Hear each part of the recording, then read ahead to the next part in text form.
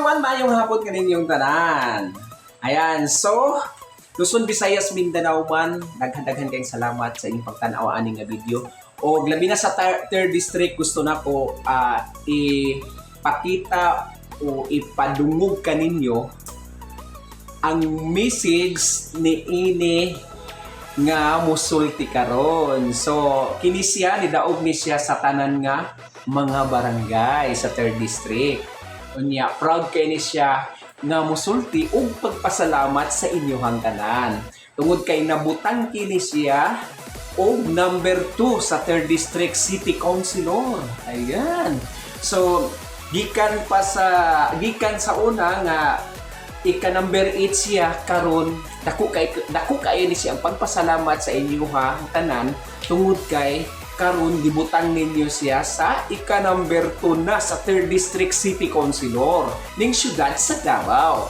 So sa walay pagduha-duha, walay paglangan-langan, ato nang sugaton sa masipang pakpak, Doc Enzo Villapuerte.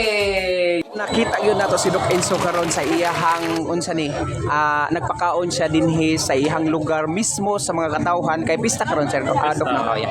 So gamay lang nga message Doc, message nimo sa mga katawhan sa Barangay Marilog proper.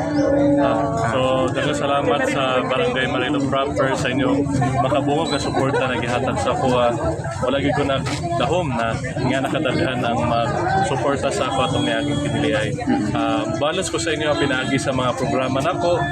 Karon after aning fiesta magsugod na gani mig tuli. So paabot lang sa inyong mga barangay. Nato lang daghang salamat. Sa uban nga mga barangay po Doc.